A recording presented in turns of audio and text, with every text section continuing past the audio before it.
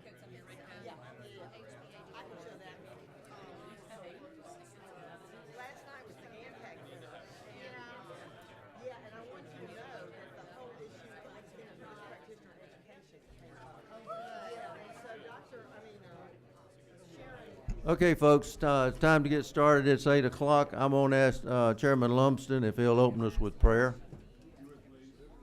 Father, we thank you for this day. We thank you for your love and your goodness to us, for watching over us and caring for us. We thank you for the opportunity that you give to each of us to be here today. We thank you for the opportunity that you give to those of us on this panel who are elected to serve, that you give us an opportunity to serve our districts and serve the people of the state of Georgia. We pray as we do our business here today, as we deliberate these bills, that you would give us your wisdom, your guidance, your understanding. Ask that your will might be done in all things. We pray in Jesus' name for his sake. Amen. Thank you, sir. Woo. We're trying to do no. Okay. Before we get started on any of these bills, we have a special guest with us. Any of y'all who don't know our new insurance commissioner, he's coming up right now. Jim, come on up. Yes, sir. Thank you. You can sit there, or you can go to the podium. That's Wherever you fine. want me, Mr. Chairman, Okay. it's your room. You got a couple of minutes, because we got 5 bills we got to listen I'll to. be very brief. I just want to say thank you for your warm reception of me, and as we've moved into this transition, we've made a lot of, I think, positive changes so far. The chairman's given us good feedback, so that's always a good thing. When you make the chairman happy, make the committee members happy, and I hope you'll all join us for lunch tomorrow at a little get acquainted lunch that we're booking, and love to have each and every one of you there. I wanted to introduce Whit Whitfield. Many of you know Whit.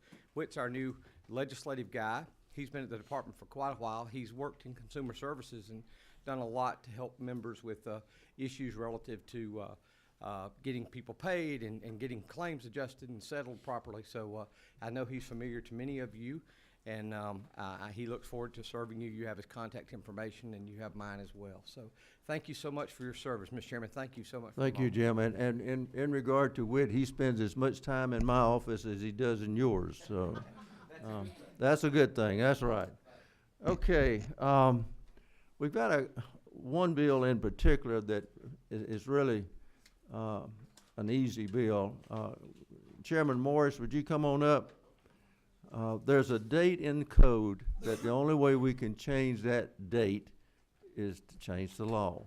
So I'm going to turn this over to Chairman Morris. It is House Bill 310. Thank you, Mr. Chairman. I had somebody else's notes, so I'll read them as best I can quickly. Oh, excuse me, didn't have time to go over. Old milk cow turned over the bucket this morning. Okay. I got behind. But you basically described the bill. You remember the autism legislation that we passed. The data now is supposed to be reported on the claims January the 15th. The insurance department would like to move it to June the 15th to be able to give a more accurate accounting. It doesn't change anything about coverage. It doesn't add or subtract any autism coverage. It just changes the reporting date on the claims from January the 15th to June the 15th. Are there any questions from the committee? Okay, everybody ready to make a motion? Do pass. All in favor? Thank you, sir. I like this committee. Yes, sir. The friendliest one I've met so far. Okay. Thank you, sir.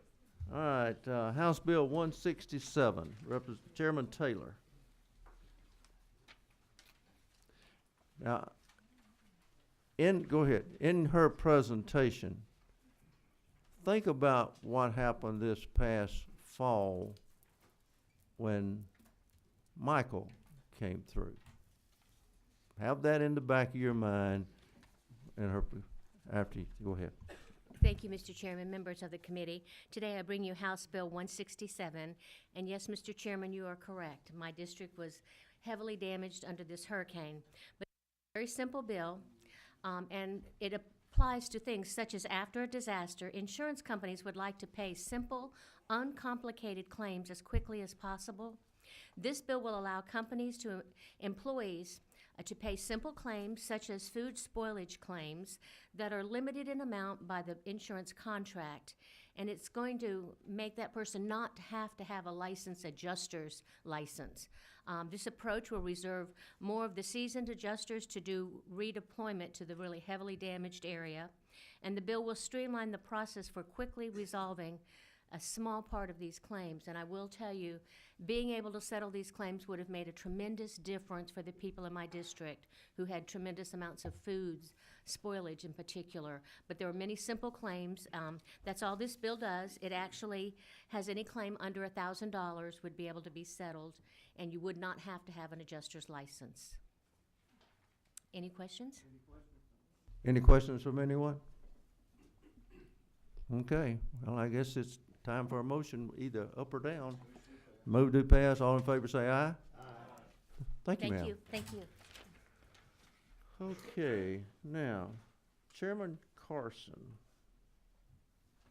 277, you gonna do it from there? Okay, what's your number, 19, okay. Yes, sir. Thank you, Mr. Chairman. This is House Bill 277 as well as an amendment, and I'm working off of, just for clarity, I'm working off of LC 460069ER. This is brought to us from friends with Georgia domiciled insurance companies. This basically is a bill that does two things. But overall what it does, Mr. Chairman and committee, it creates parity between Georgia-based insurance companies in two areas, creates parity with these Georgia-based insurance companies and competition in other states. The first area is in regard to goodwill. Maybe I went through too much of an explanation in subcommittee yesterday, but everybody knows what goodwill is. Basically, when you buy the net assets of a company for more than what those net assets are worth. So if I buy a company for $1 million and the net assets are worth $500,000, then my goodwill is $1 million, right? So what we want to do is become in line with 44 other states under NAIC statements of standard accounting practices. I have the 17-page accounting practices. Anybody wants to read it? Well, basically what this says is 44 other states allow up to 10% of an insurer's capital to be accounted for as goodwill. Up to 10%, but not more than that. Second thing this bill does, Mr. Chairman and committee, this allows more flexibility in regard to dividend paying capacity. Basically, 28 states allow an insurer's shareholder dividend paying capacity to be the lesser of 10% of prior year surplus or a net capital, or 10% of the prior year net income, not including realized capital gains. That becomes a problem, though, if you have Georgia domiciled companies, which we have authority over, and specifically mutual companies, whereas a mutual company such as a Farm Bureau, a MagMutual, or State Farm, they will pay a lot of money in dividends to their shareholders, but they're limited by Georgia law in regard to how much they can transfer to a holding company as a result of this provision. What we want to do in this provision in shareholder paying capacity is allow Georgia domiciled companies more flexibility in paying dividends to their holding company. So instead of 10% of the prior year surplus or 10% of the prior year net income, the lesser of, we're going to move to be in line with 20 other states to be the greater of those two items. And I do want to mention an amendment, Mr. Chairman. The amendment is AM 460003ER. This was an amendment that was brought to us from the Department of Insurance. I see Whit over there. Basically, this allows or just asks for specific notification to the department, specifically the commissioner, that such a dividend will be paid. Some restrictions in regard to that, just for some financial disclosure and what have you. Again, this is something done in a majority of the states, and we're providing more flexibility, but we're also providing some transparency as well. This whole bill is really about a parity, Mr. Chairman. Thanks, sir. Number 29. Thank you, Mr. Chairman. And on that note about parity, and you might have said it in your remarks, but is it not true that mutual insurance companies are owned by the policyholders? That's what makes this ownership structure different than stock or corporate, structured That, insurance companies. that's exactly right.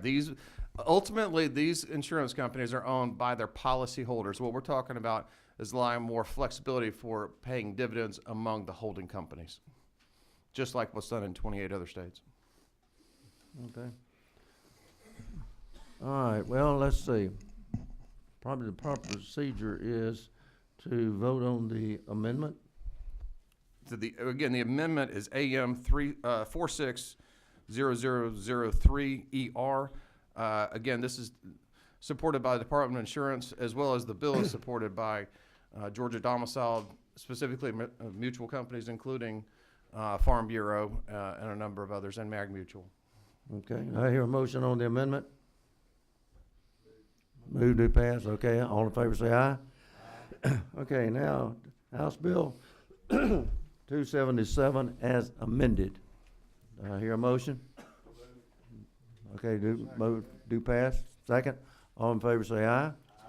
Okay, thank you, sir.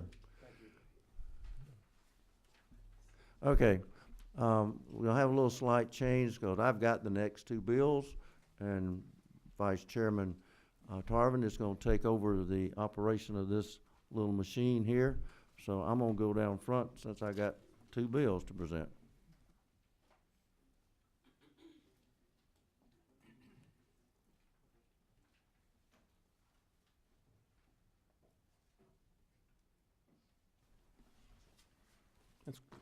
Thank you, Mr. Chairman. As our chairman makes the way to the front, Mr. Derek Norton, if you would like to speak to the bill before we present the bill.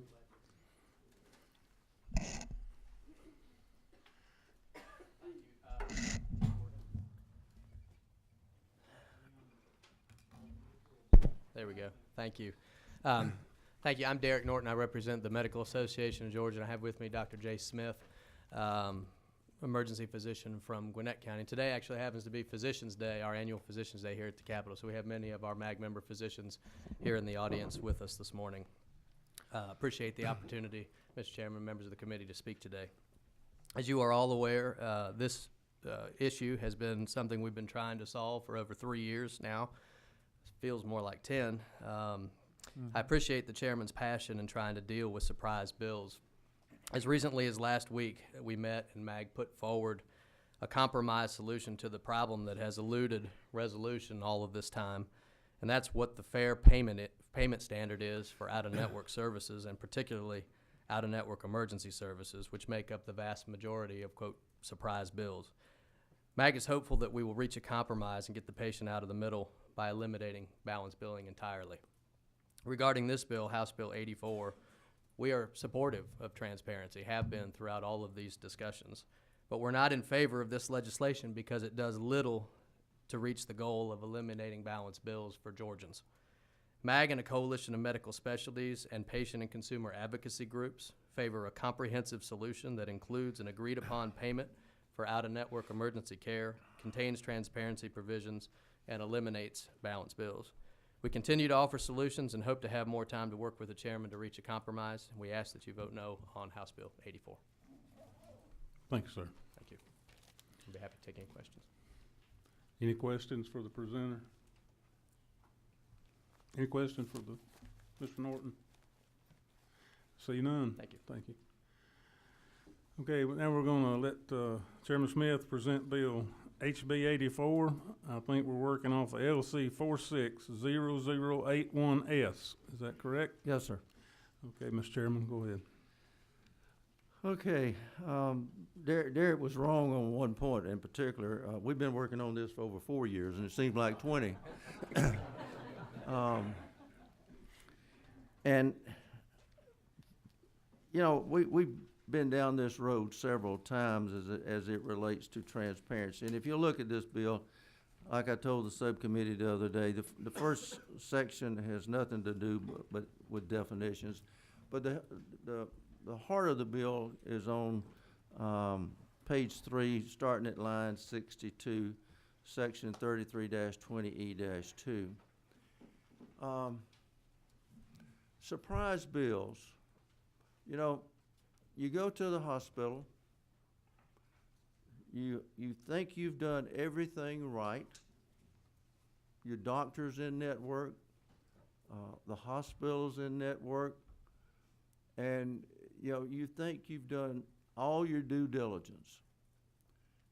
You go in, you have your procedure done, and you come home in 3 weeks, 4 weeks, 6 months, 12 months, and I heard the first of this session, someone got a surprise bill from a procedure 3 years after the procedure was done. Now, all this bill does is just simple transparency, so that when you go into the hospital to have a procedure done, they have to tell you who the providers are. They have to tell you what the provider's fees are. They have to tell you if that provider is in your insurance network or not.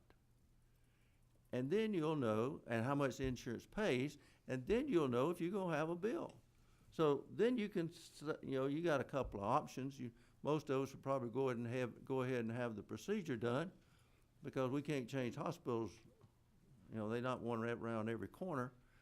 But we could ask for a different physician who's gonna be part of that procedure. So that's all we're asking for, is transparency, so that when the patient gets home, they don't get some of these surprise bills. Now, you talk about a surprise bill of $200 or $300. I was talking to a young man last summer. His wife had a baby. He was wanting to be sure that his wife and baby had insurance, and he did. And the reason he brought this conversation up to me, he said, "Richard, I got a $500 bill from my wife's having a baby," and everybody was supposed to be in network. Well, they weren't. Now, unfortunately, some physician groups don't want to be in network. And I want to read you something, because what Mr. Norton was talking about was this database called Fair Health. I sent Legislative Counsel an email yesterday, and I'll tell you what it said, and I'll give you verbatim of what Legislative Counsel said about using an outside database to determine or to factor in what the compensation would be if we set this in code. And that's what the Medical Association of Georgia wants to do, is set this thing in code. I said to put compensation for a civilian occupation. Now, all of us, our legislative salaries are set, judges, governors, this kind of stuff. But there are no civilian jobs I know of that are set in code. But they wanted to put physicians' compensation in code. Okay? To put compensation for a civilian occupation in code. I didn't say who it was, whatever. Based on an outside database. And this is what he said. He said, "I see this as an unconstitutional impairment of contract and restraint of trade. Could also be an overreach of legislative power, and in the right circumstances, an unlawful delegation." That's from Legislative Counsel yesterday, from using an outside database to determine what compensation is going to be. Outside compensation doesn't have anything to do with this bill. All this bill is transparency, so you'll know what the cost is. Simple as that. You go to any McDonald's, you go to a car dealership, you go to Dillard's, where do you shop? Well, probably an expensive store, Macy's. When you go there, you know what the cost is going to be. Why is it when you go to the hospital and I had a procedure done, and I asked the lady, I said, "How difficult would it be for you to tell me who the doctors are going to be a part of this procedure? You know, if they're in my insurance network?" "No, it's all on the computer." Well, all this bill says is, if I ask, you got to tell me. So what's wrong with that? You know, everywhere else in the world you go, you ask and they tell you. So that's what this bill does. Plus, it gives a procedure at the end, so if there's any problems that develop, that, you know, and none of this 3 years later getting a bill, they have, once everything has been negotiated through the insurance companies and all, they have 90 days to send you the bill. Not 3 years, not 12 months, but 90 days. And then after that, you have 90 days to resolve it. And if that you can't get it resolved, then you can take it to arbitration through the insurance department. They're all in agreement with this. All this does is transparency so that when you go in to have a procedure, you know what the cost is going. Yeah, will there be extenuating circumstances? Yeah, but you know, when my daughter had her tonsils out, there have been how many thousands done? Everybody knows pretty much what a tonsillectomy will cost. Now, if you go to the emergency room, some kind of these things can really be bad, you know. But these procedures that you schedule in advance, everyone should know what the basic cost is going to be. I'll be glad to answer any questions. Thank you, Mr. Chairman, and before I ask the panel, after all this time, I thought I wouldn't come up with a question, but something you said, maybe, are they obligated to tell you, or Yes. are they obligated to tell you if you ask? They're obligated to tell you if you ask. See, we're not putting any undue pressure. All they have to do is ask, and they have to either give it to you in writing or put it on their website. I'd want it in writing, so when I walked out after having the procedure done, oh, this is what it's gonna cost me, and this is who's gonna be part of it. They are or are not in my network. Thank you, sir. Number 11.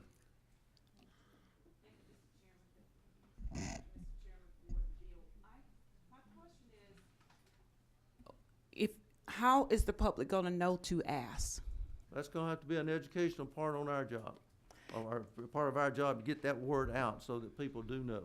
And the second, There's a lot of people out there who are concerned about this. There's a lot of people who are saying, well, until you get your bill passed, I want to delay my procedure until I know what it's gonna cost. Well, which is not real bright, but, you know, if you need a procedure, you need a procedure.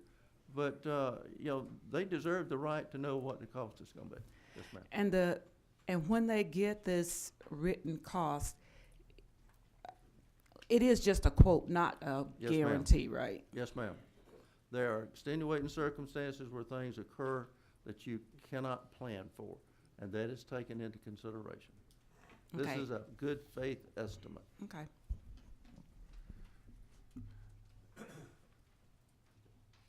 Number 12. Again, thank you, Mr. Chairman. This has been a challenging journey for you. Just to clarify, because I think I understand, but these are for, the bill deals with scheduled procedures. Yes, sir. You've had conversation with your doctor or whomever, but does not deal with emergency procedures. That's Because correct, there are and- so many unknowns. Is that correct? That's exactly right. When you have a scheduled procedure, you've done all of your due diligence, you know which hospital you're going in, you know who your primary care physician's gonna be. But you know, when you go in to have a simple procedure, and I've got documentation, I've got several pages of documentation on this, where somebody went in for a colonoscopy and they got an anesthesiology bill for $2,600. Insurance paid $300. Guess who was stuck with the rest? So that's what I'm trying to solve, so that people know what the cost is gonna be. Ms. Davis. Okay, thank you, Chairman. Also on around, when you said the 90 days, Yes, ma'am. the 90 days also calls for you to go through that full process before the bill can be forwarded to a collection agency, correct? Yes, ma'am. Okay. That's, the hospital group or health provider, or whatever, has 90 days to send you the bill. Then you have 90 days to respond. And you can either go through arbitration, whatever. But, yeah, it's 90 and 90 is 180. That's 6 months anyway. but at least you have 90 days to respond. It's not like you get a letter in the mail today saying you got 10 days to pay it, or we're gonna turn you over to a collection agency, which occurs also.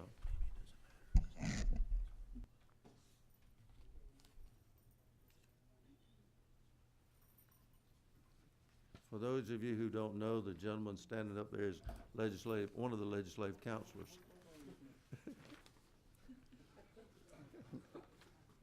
They don't know these people up here.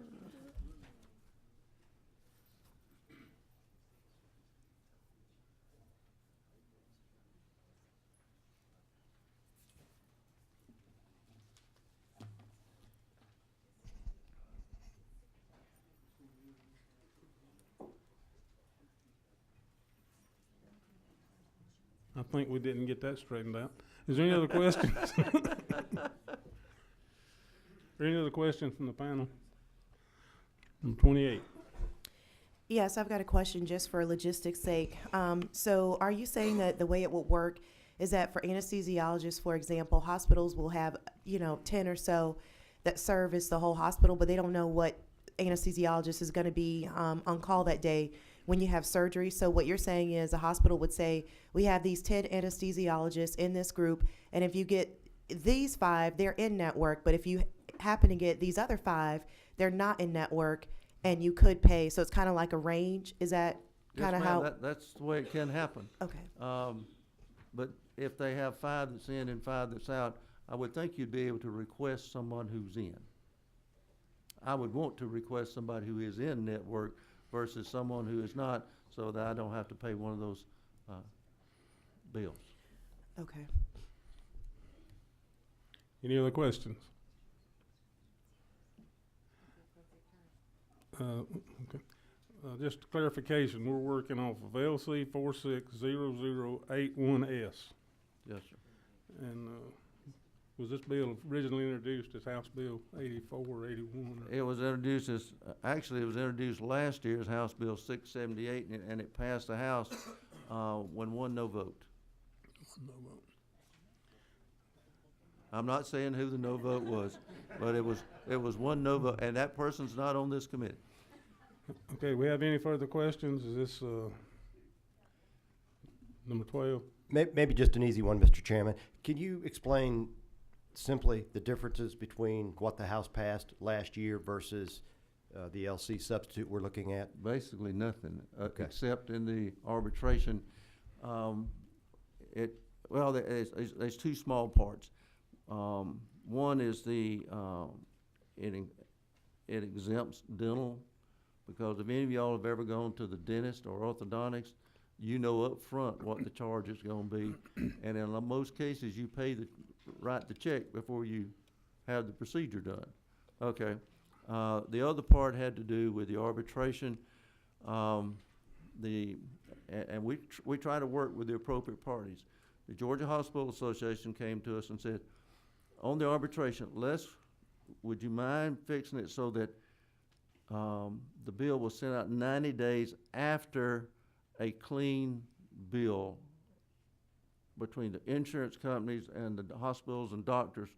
All the negotiations had been taken care of. So that's the only 2 differences in the bill. Yep, Mr. Chairman, your arbitration starting on line 192 refers to emergency services, correct? Mm-hmm. Okay. So, other than emergency services, that section C does not apply, correct? Well, let me find section C. Line 192. Line 192, arbitration may be initiated by the patient for emergency services. Okay. Sounds good.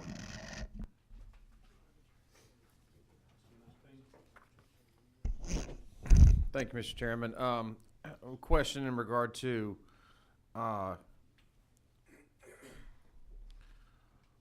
where it says on lines throughout the bill, really, but specifically looking at line 79, where it says estimated amount. Mm-hmm. So if a healthcare provider provided an estimated amount, Mr. Chairman, are they held to that amount? Let's say If they're in extenuating circumstances, no, they cannot be held to that amount. Because who knows what you may find, say you're doing an appendectomy, and I'm no Right. doctor, people. Right. Say you're doing an appendectomy and you go in and you find something else. And you couldn't possibly identify that You could not beforehand. possibly know it up front. So this is a good faith estimate if everything runs the way it's supposed to. Okay. And my other question was asked by Representative Jones, so thank you. Number 14. Thank you, Mr. Chairman. Chairman Smith, just looking at this arbitration, I'm remembering, and I'm having to go back in my memory pretty far here. So on line 192 through 198, I think in years past when we have dealt with this in committee, I have raised a concern for the limitation to arbitration simply because it is an extremely expensive process to go through arbitration, and it's usually cost prohibitive. And I think that last year or maybe the year before, we had added in the possibility or concept of mediation, which is a much more affordable, dispute resolution method. And is this the same? Pardon my forgetfulness, but is this the same bill that do you recall us dealing with this issue? Yes, sir, I do, and I concur. If you would like to say arbitration, mediation, so they'd have a choice. Yes, and then obviously down in line 194, it says the commissioner shall provide rules and procedures for handling the arbitration process. And then arbitration appears again on 197. I hate changing things or adding things on the fly without having a chance to make sure that that's the correct language. So maybe if I can sit here and look at this for a minute, I can possibly propose an amendment. Well, and I don't know if there's anybody in here that can help. Would you be amenable to striking arbitration and replacing that with mediation? How about, this is why I hate doing this on the fly, but really alternative dispute resolution, I believe that would cover mediation and arbitration.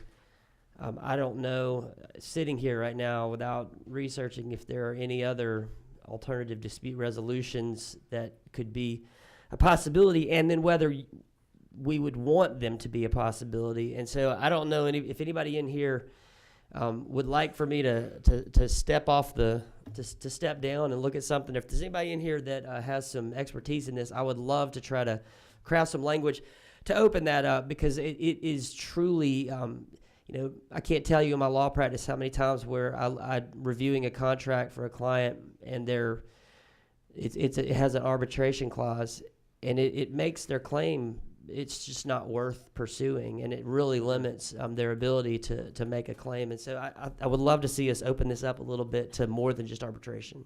Can I make a suggestion? Yes. We have one more committee meeting Wednesday of next week. Between now and then, give us enough time to work out that language that you'd feel comfortable with? If legislative counsel can step down with me for a second, I might could do it today. Okay. Let me see. Okay. So, and thank you for. Okay, go ahead then. Okay. Do we have any further questions? Somebody needs to ask a question for a second or two. I could sing, but. Hey, we can start the next bill. Okay. Temporary suspend the rules and do. Okay, well, hold on a moment. Yeah, we'll just do this one. Number 19. I'm in no hurry. Mr. Chairman, I must say thank you for your effort and passion and your devotion to this issue. I mean, it is no one doubts that this is an issue. My question, as a follow-up, and I should have asked this earlier, as a follow-up to my question about the definition of estimated amount, as a result of your bill, would this eliminate surprise billings going forward for? Well, it wouldn't be a surprise, because you'd know, unless there was some kind of extenuating circumstances that did not fit in the estimate. So if I had some sort of non-emergency procedure. Right, non-emergency tonsillectomy, okay. Right. Let's say they did a tonsillectomy and all of a sudden found other problems in there that were not part of the tonsillectomy process. Well, that would be an extenuating circumstances and could change the cost. Okay.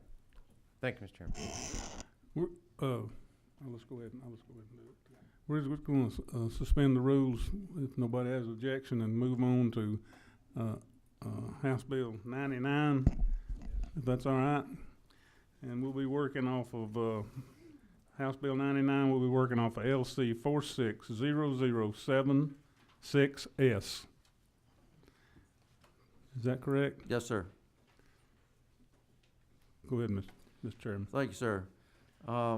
This bill is one of 3 bills that have been dropped that reflects about 2 years of work that was initiated by the Insurance Committee's office. But all it does is to update, modernize, and make corrections in Title 33. That's all it does. And for those of you who don't know, Title 3 is the Georgia Insurance Code. It covers, starting on in this particular one, it covers from chapter 40 to the end of the code. And basically, it makes corrections for wrong citations. It corrects style and punctuation changes, title corrections, and repeal of obsolete provisions. For those of you who've been here the last couple of years, I think we've had 1 or 2 or 3, maybe 4 chapters that we've completely taken out of the insurance code. And the only way you can do that is go through the legislative process. Now I want to stress to you, it makes absolutely no changes to the substantive law of the state. Nothing changes. Everything stays the same. And we worked hand in glove with the insurance department in going through these rules and regs. Now you have to remember, the first time this was done was in 1960, and the second time it was done was before a lot of these doctors sitting behind me were born, in 82. So, you know, it's been a while since this code has been brought up to date, and that's what this, and brings it up to current drafting standards. That's all it does. Thank you, Mr. Chairman. This bill doesn't mention anything about arbitration. No, there's no arbitration. I didn't in want there. to circumvent legal counsel there. No. Number 20. Understand, we're taking out the reference to the insurance commissioner in this bill in a number of areas. Why are we doing that? Okay, can I request that Yes, sir. we bring insurance legislative liaison up?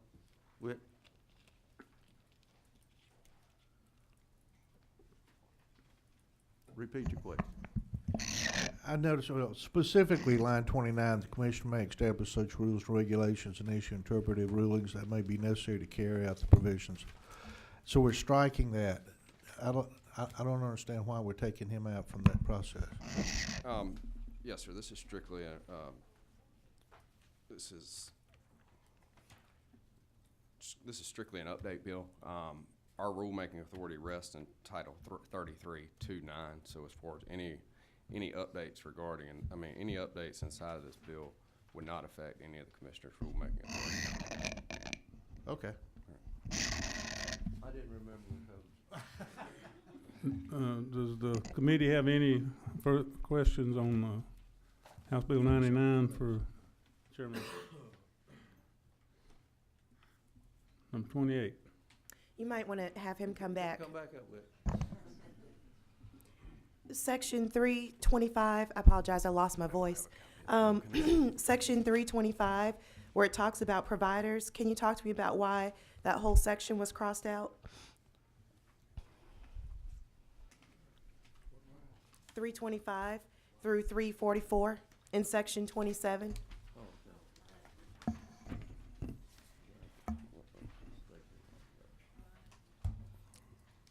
Give me Yeah. Section give me 27, one line second. 325 through line 344.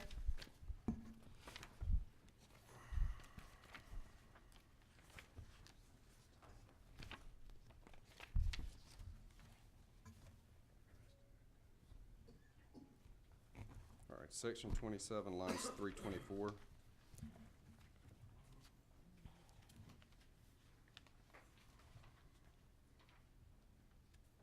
Is that the same thing where it's addressed in another code section? It's page 10 of the bill. All right, Oh, I'm okay. looking at it right All now. right. Give me one second.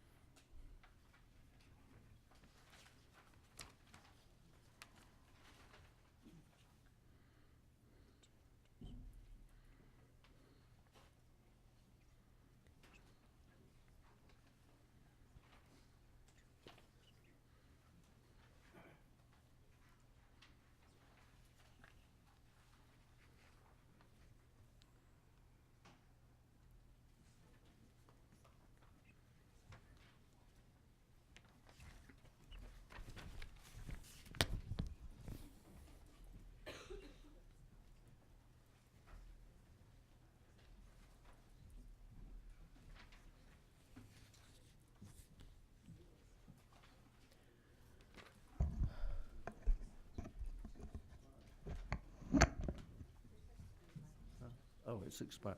Oh, just found out that section has expired.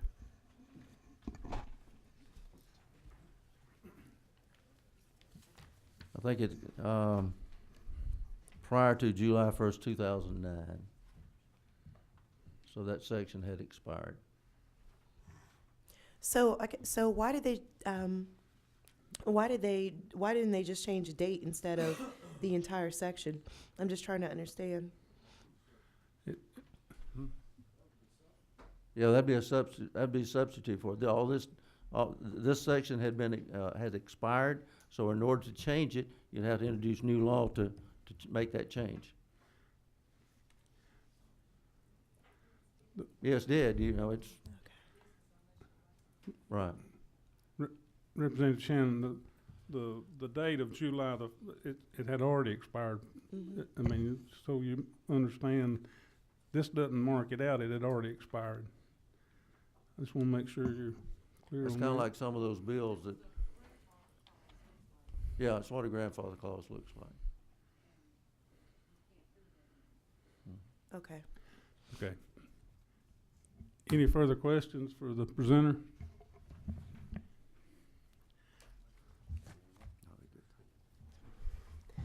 Thank you, Mr. Chairman. Chairman Smith. 1 second. Sure. We gonna finish 99? We're on a different bill. We're on 099 right now. Aha.